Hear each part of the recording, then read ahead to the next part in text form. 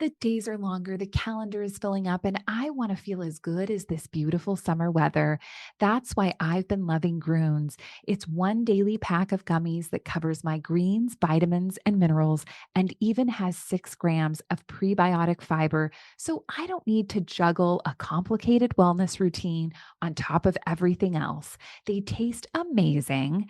They're easy to toss in my bag on the go. Plus, they're vegan, gluten free, and HSA, FSA eligible for reimbursement. Save up to 52% off with promo code podcast at gruns.co. That's code podcast at gruns.co.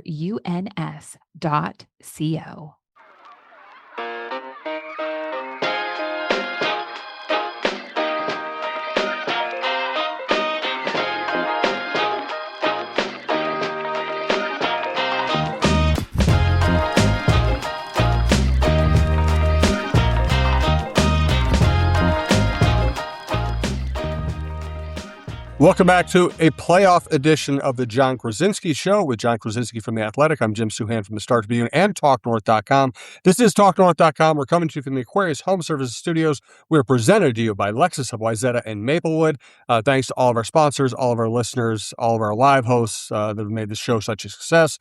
Great time of the year to be listening and watching this show because of John's expertise. We're talking after Game 5, before Game 6. And John, it has gotten very interesting.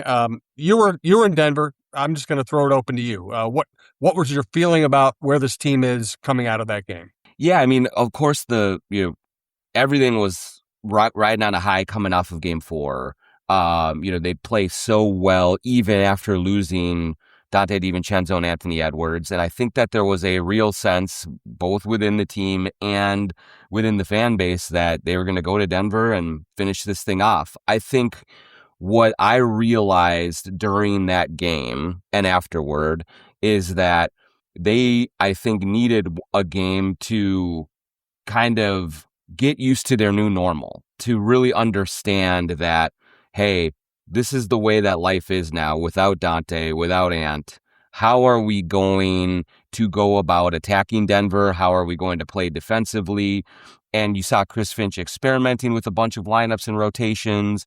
And so I think that these 2 days between 4 and 5 or 5 and 6 are just huge for them to try and recalibrate and go into Game 6 with a more definitive, clear plan of attack. It was a lot of experimentation in Game 5, and it didn't go particularly well. And so now they have to just settle in, relax, and be like, all right, this is what we have. Here's how we go about beating Denver. Yeah, I thought what was really interesting is that probably two of the biggest Wolves' flaws in that game were unforced turnovers, or it just felt like they were trying too hard or pushing too hard, and then terrible transition defense where they just didn't seem to know who should be matching up with who.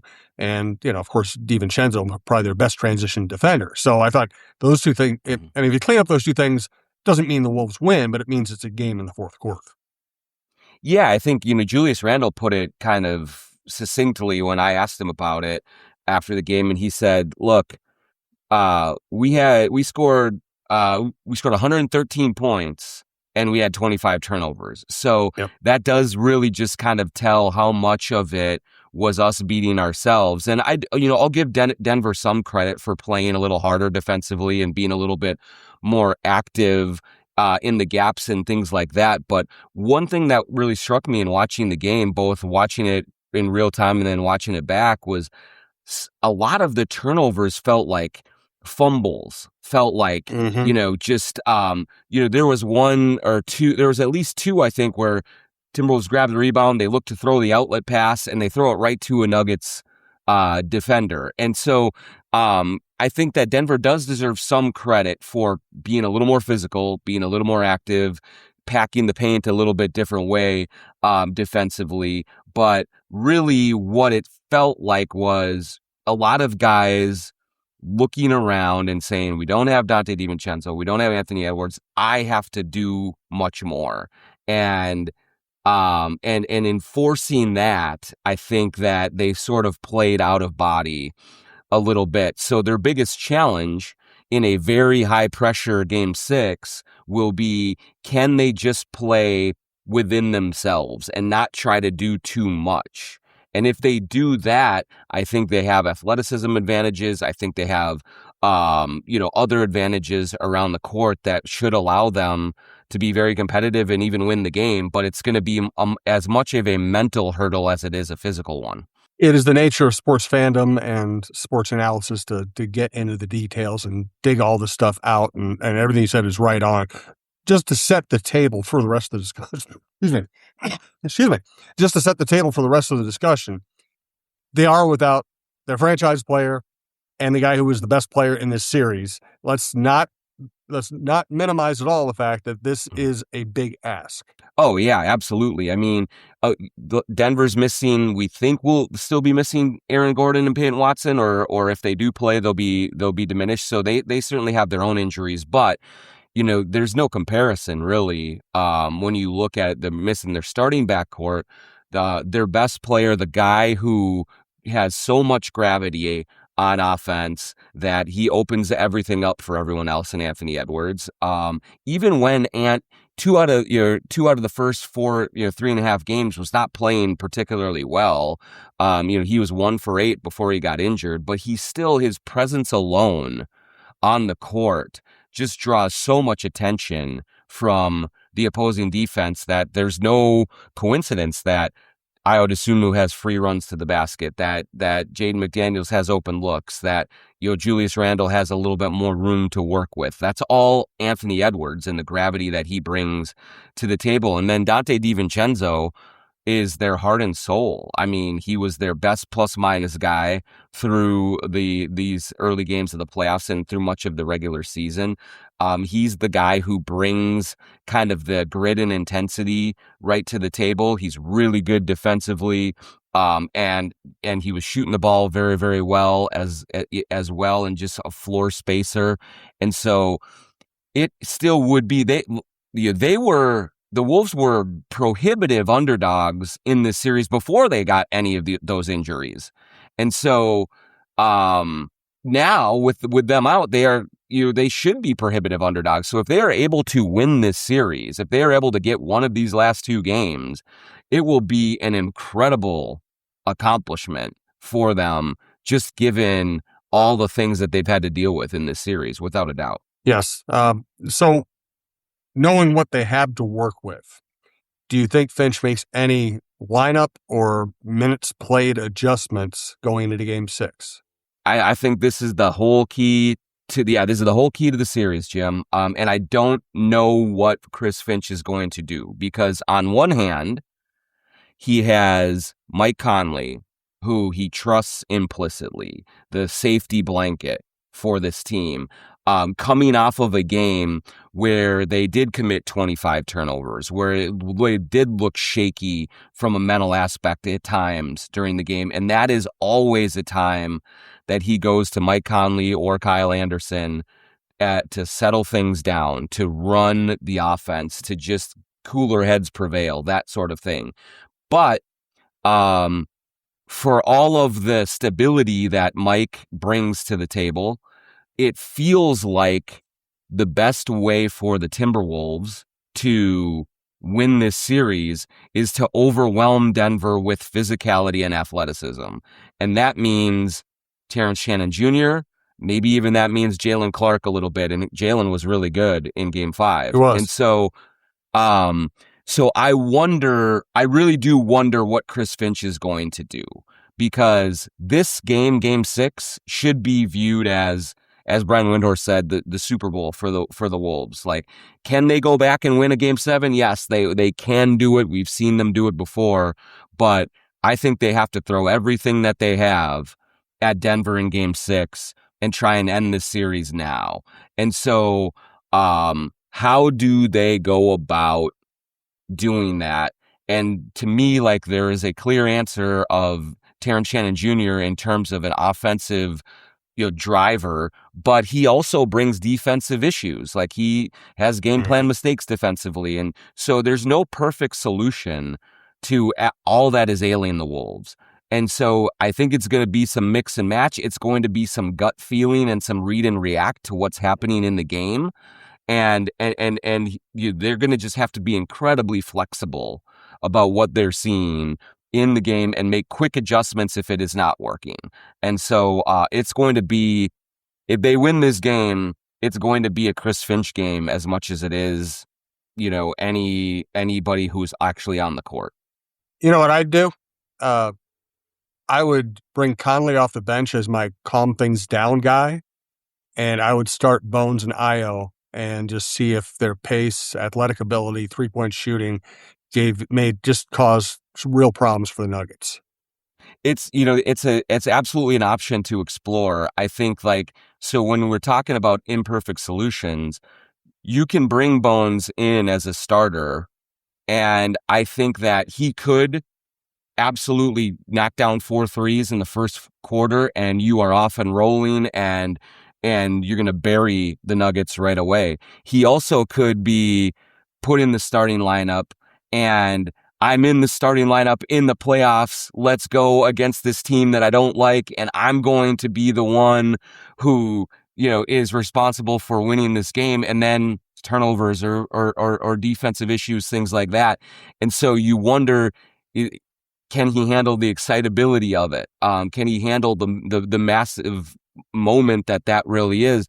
The other argument for bringing Bones off the bench is it does allow you to balance the offense a little bit more. Like if you bring Bones in and he's, leading the second unit and starting the second quarter, it might be a little bit, you have a little bit more scoring with that second unit and that first unit. So, but I totally agree that that's something that the coaching staff should be looking at, because, there is an argument to say that if you kind of roll the dice, if you gamble with this game 6 and say, we're going to put the team out there that we think actually has the highest ceiling, maybe that is Bones or that is Shannon, and the potential to get out to a good start is right there. And if that happens, I really do believe, Jim, if they get out to a really fast start and they throw a punch right away,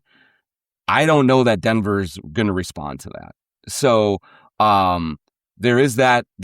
But then if all of the emotions kind of get a little bit too big for this team and they're down early, that's what gives Denver belief, and that's what gives them confidence. And it's a team that you want to get on top of early, and then you want to wear down by the fourth quarter. And I think that's the recipe. It's just, I don't know which path they take to try to get there, but there are two starkly different paths, and it is going to be on this coaching staff to choose the right one. And it's not an easy choice. It's not. And when I make a suggestion like that, believe me, I understand that there are no perfect solutions. You're just trying stuff. And for sure, one thing might be 10% have a 10% better chance of working than another. There are no perfect solutions. But let's get a little more into the coaching. We also, of course, want to talk about Jaden McDaniels here. First, I want to remind you we're coming to you from the Aquarius Home Services Studio. The Aquarius Home Services in Connecticut Customer Appreciation Open House is happening May 1st through 3rd. Score up to 30% off Connecticut water systems, water filters 20% off, heating and cooling systems up to 30% off, plus huge savings on generators, water heaters, and more. Don't forget to bring a water sample for a free analysis. It's food, fun, and savings May 1st through 3rd in Little Canada at 694 and 35E. Details at aquariushomeservices.com. And here's John for Lexus, Wayzata, and Maplewood. If you're in the market for a new luxury vehicle, look no further than our good friend Charlie Swanson at Lexus. Whether you're on the west or the east side of the Twin Cities, they've got you covered with 2 great locations, Lexus of Wayzata and Lexus of Maplewood. Check out the all-new Lexus TX, a spacious SUV with 3 rows of seating and plenty of room for all your gear. Head over to Lexus of Wayzata and LexusofMaplewood.com for details and to find your next ride today. We also want to welcome Great Clips to our stable of advertisers. Great to have Great Clips on board. A great haircut is always a mood booster, but it's even better when it's convenient too. That's why I love online check-in at Great Clips. I just check in from my phone and get a ready next text when I'm up next. Plus, with the convenient hours at Great Clips salons, I can get a haircut even when I'm really busy.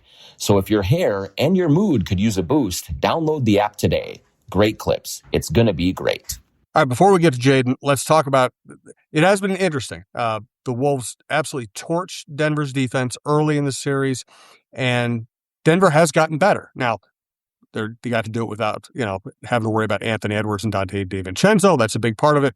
But they have been better on the ball, on the perimeter, and Jokic is no longer just a swinging gate. He actually is standing there, at least trying to resist a little bit when people get inside.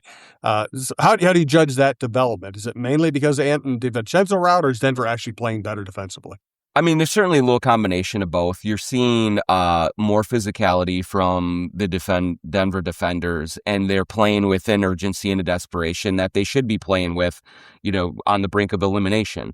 So there is that, but I also do think it is probably more so a product of who the Wolves are missing, because they are allowed, or they feel more comfortable packing the paint and just kind of trying to take away the drive, more so because they are not as concerned about Wolves players burning them from the perimeter.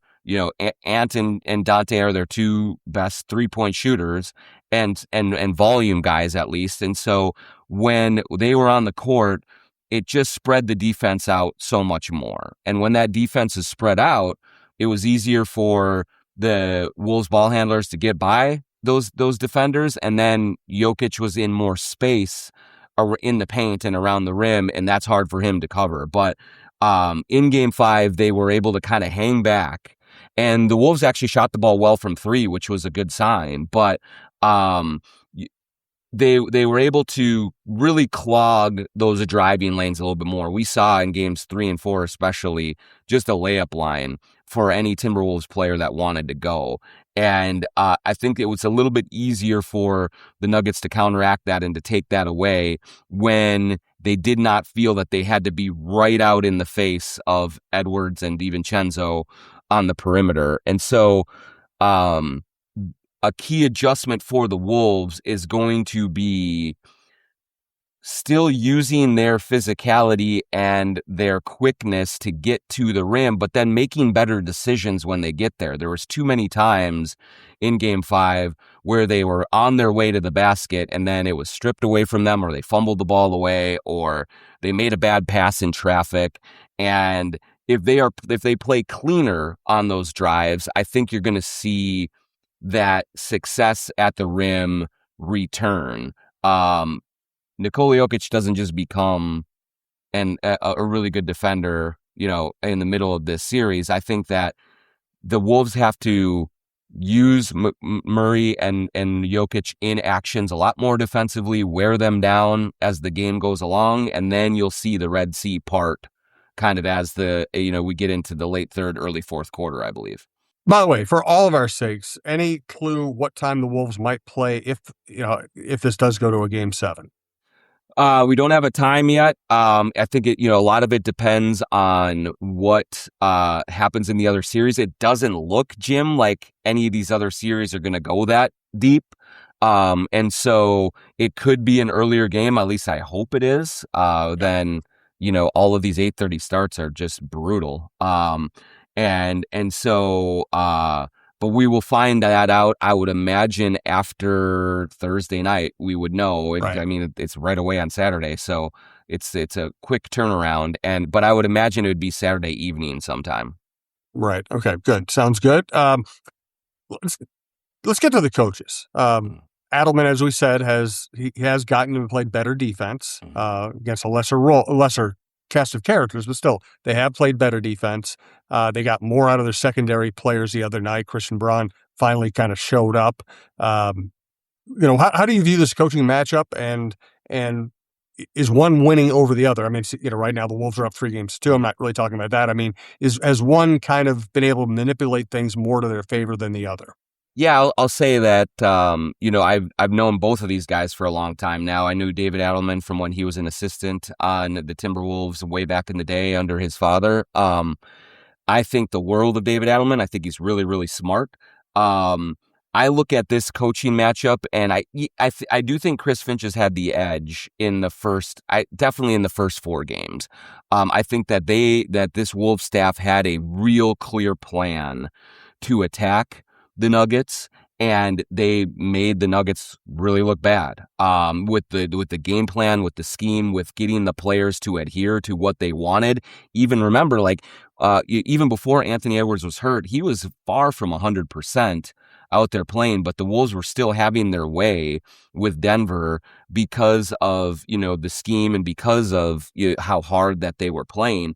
With Adelman, I think he was out adjusted a little bit early on. I actually, though, do think in watching this game or watching this series, I think this has much more been about Murray and Jokic not being kind of up to their expectations as a star duo. They were good in game 5, but really in those 3 games in the middle that the Wolves won, those 2 guys were out of gas in the fourth quarter. And that's just not acceptable in the first round of a series to have your 2 best players huffing and puffing and getting, just run around. And so, it felt like that. And then, you look at, especially in game 4, the Nuggets shot 24% in the second half. Is that a David Adelman thing? It's probably not. So they responded well in game 5. Adelman helped get them onto the right page.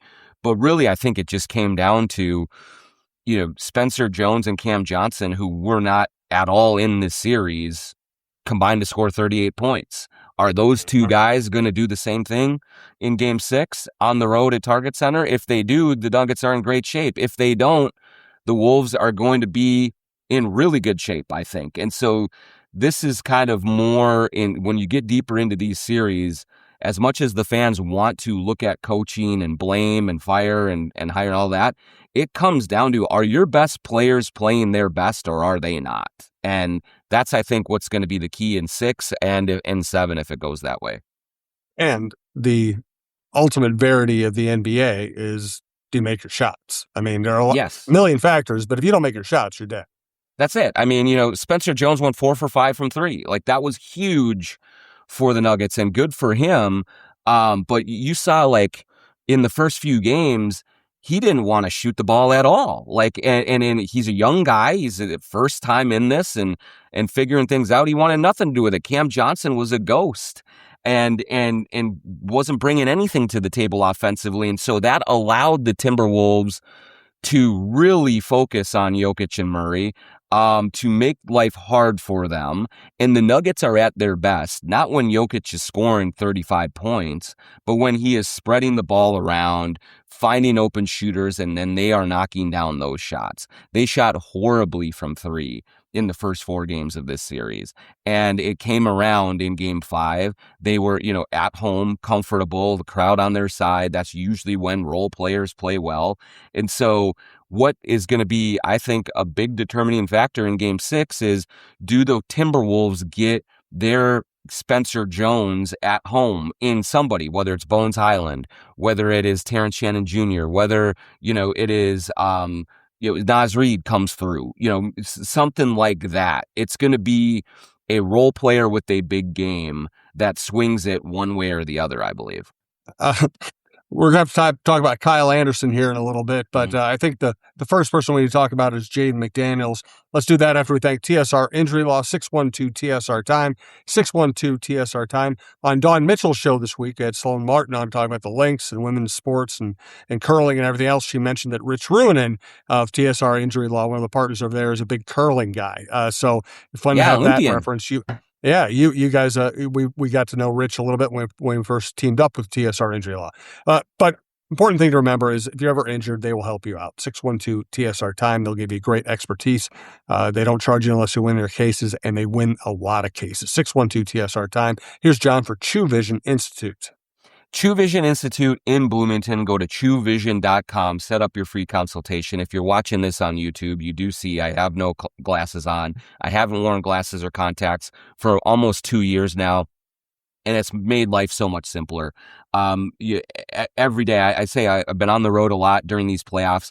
It is just really refreshing to be able to go into the shower and look and be able to read, is it the shampoo or the conditioner or the body wash in those little bottles that you get in the shower? And that's no problem now that I've had LASIK surgery at True Vision. They take great care of you. They go guide you from the start to the finish. You go through the procedure. It is over in a matter of minutes. Have a little bit of recovery time, and then you're seeing clearly and easily. It's the best thing I've done for myself in years and years. So go to truevision.com and then go down and visit the good folks at True Vision in Bloomington. They will take great care of you, and you will be like me and wondering why you did not do this 10 years ago. Truevision.com, True Vision in Bloomington.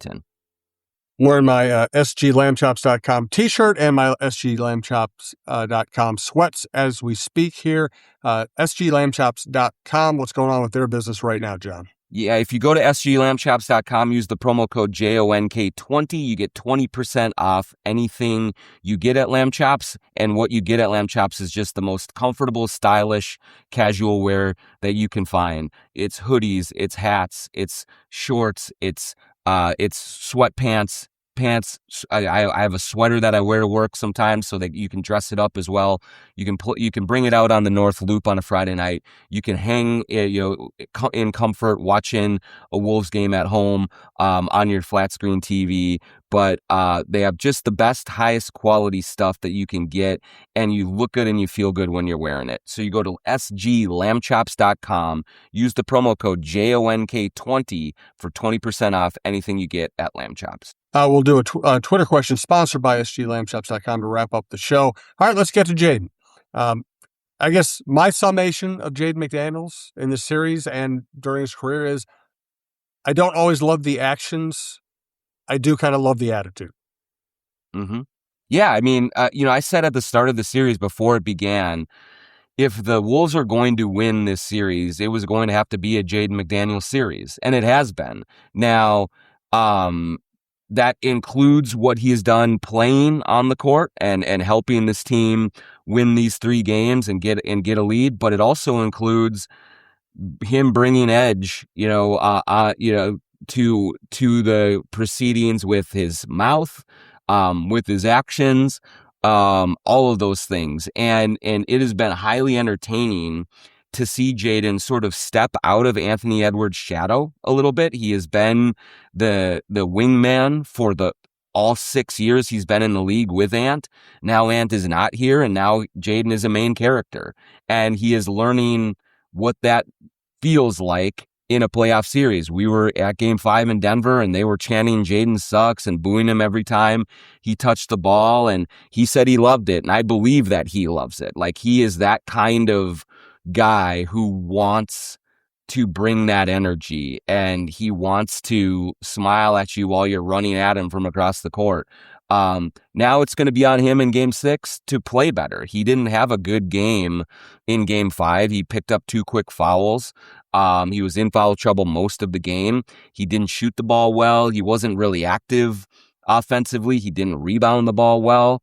And so as the game went on and as it was slipping away a little bit, it felt like he was getting a little bit more frustrated with things, and it was just not going his way. And so they need Jaden McDaniels to be at his two-way best in Game 6. And if he is, the Nuggets don't have anyone to cover him. And so he will have advantages to exploit. And I think he's 1 for 15 or 16 from 3 in these playoffs so far. So it'd be nice if he knocked down a couple of open shots. He was a 41% three-point shooter in the regular season.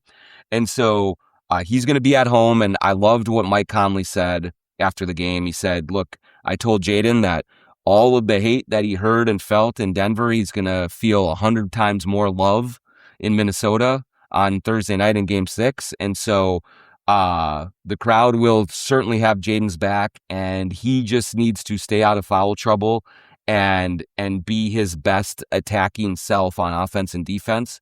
And that will give the Wolves a great chance to win this game. So when Jaden ripped on the Denver defense early in the series, Finch was like, hey, he said it, now he's got to back it up. And he seemed a little perturbed, but didn't really want to get into it. What do you think Finch is really thinking about Jaden's last-second basket in Game 4? Yeah, I think that actually, I don't think that the last-second basket bothered Finch at all. Especially because on the 2 possessions prior, Jamal Murray's shooting threes. Like the Denver's trying to score.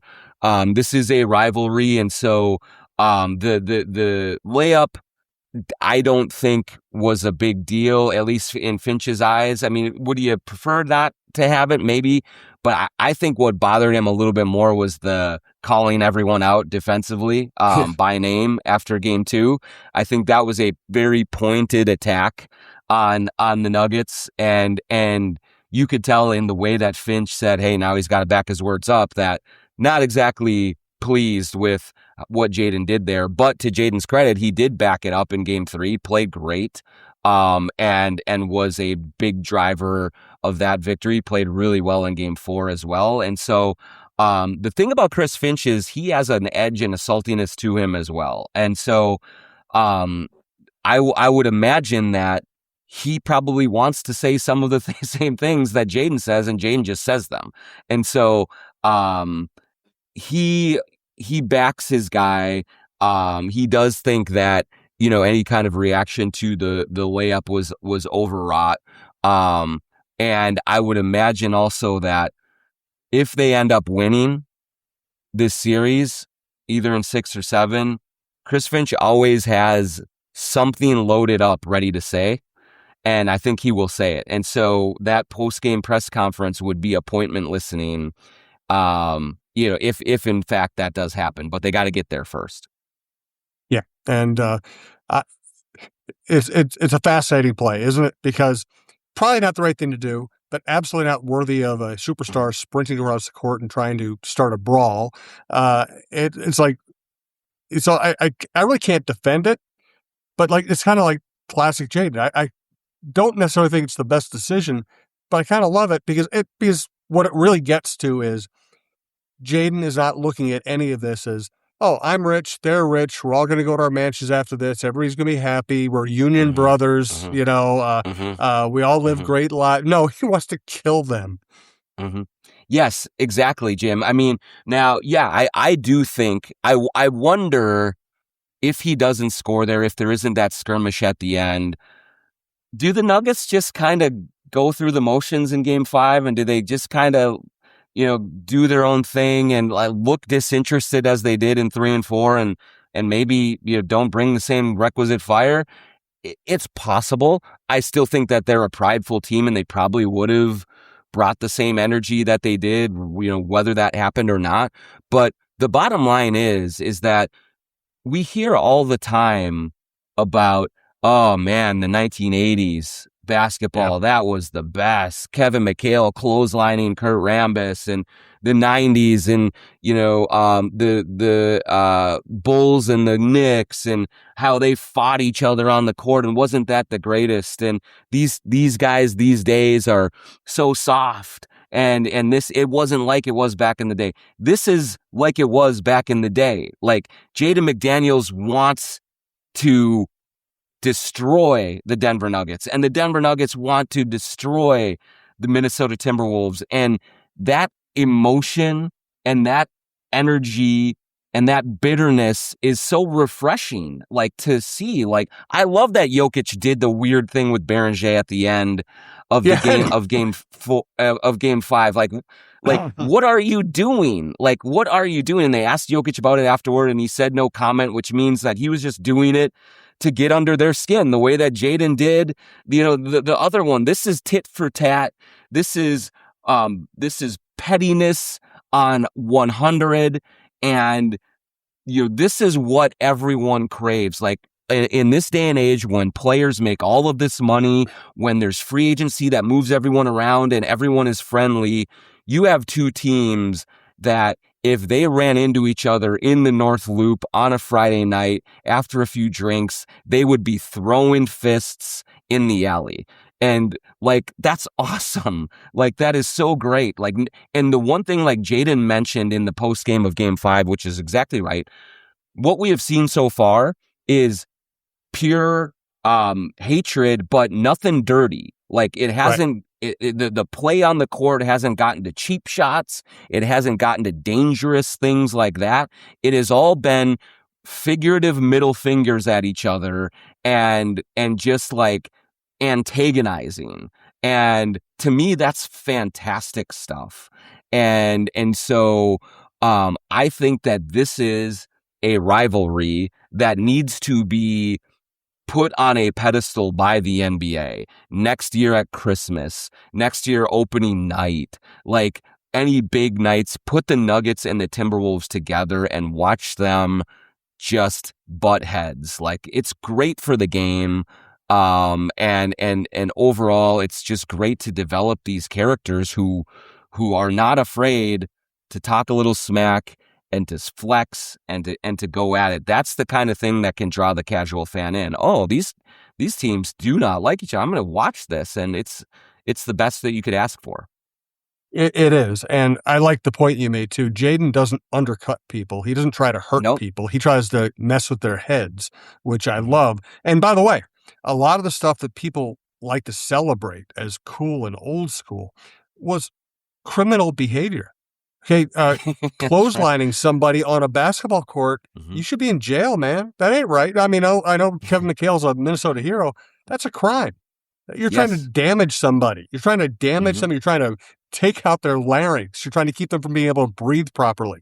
What Lambeer did was often criminal. That wasn't cool stuff. That was just nasty, felonious behavior. This is much better than this. This is the right kind of competition. Yeah, it is, Jim. And even like Valanciunas in Game 5 was burly and talking smack to Jaden and setting hard screens. Good. That's what it is. Christian Brown setting some hard screens, like good, do it. Like I love that kind of stuff. And so, it's been the best you could ask for in that way. And something is going to happen in Game 6. If there's a Game 7, something is going to happen. And it's just another chapter in the book of this rivalry that has turned into, I do think, the best in the NBA. There's no other pairing of two teams who have met as many times as they have in the playoffs with real stakes and who play 4 times a year in the regular season and who legitimately just want to knock each other's heads off. But they do it in a way that is within the rules and pushing boundaries in the antagonism department, which is all good and well. All right, let's get to Kyle Anderson, because he played really well the other night in a game where his team didn't play very well. And he's like built to annoy fans, right? He is the kind of guy a coach loves and a fan hates. But he played well the other night. And early in the series, I was coming around to the fan view. You got to play Shannon. You got to get Kyle Anderson out of there. Kyle Anderson's airballing 5-footers. Shannon is going to destroy this Nuggets defense. And Shannon got it going eventually in Game 5. But he has, in general, when we put him out there this series, he hasn't done much. And he hasn't gotten to the rim. It's been really just he shot a couple threes when games have been hanging in the balance. So, listen, I think Shannon's going to be a good player eventually. But Kyle Anderson played really well the other night. What does that mean for this rotation going forward? Yeah, I think like Kyle is a perfect guy to play when Denver plays zone defense, which they have been doing occasionally. I actually thought they were going to do it a little bit more in this series, but they have been doing it. And he just makes the right decisions all of the time. He certainly brings a limited shot-making profile to the lineup. And so you have to kind of configure lineups around him with shooting, with scoring. But he is a quarterback. And so when he is out there on the floor, typically the ball gets where it needs to go. And the Wolves get good shots and good offense. And then he's versatile defensively. He can guard a big, he can stay in front of a wing. And he gives you a lot of options that way. And so, he has been deployed very strategically so far in this series.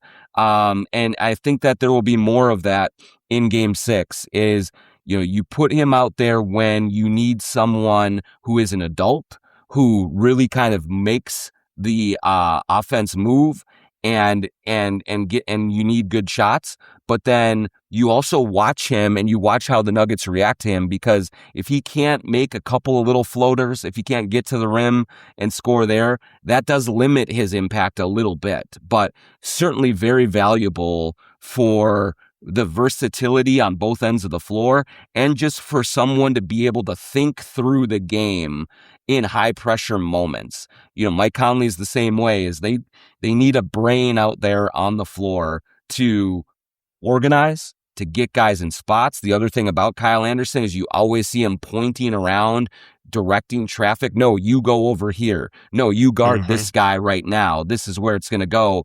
And that is very helpful in the heat of the moment when guys are excited, when they're amped up, when they're trying to make things happen. And so another just, great addition by Tim Connolly at the deadline or in the buyout market, And then, he has a spot here. It's just, I don't think it's a 25-minute spot, but it's definitely one that can be impactful and help them win stretches of the game that they're going to need to win if they're going to come out on top of this.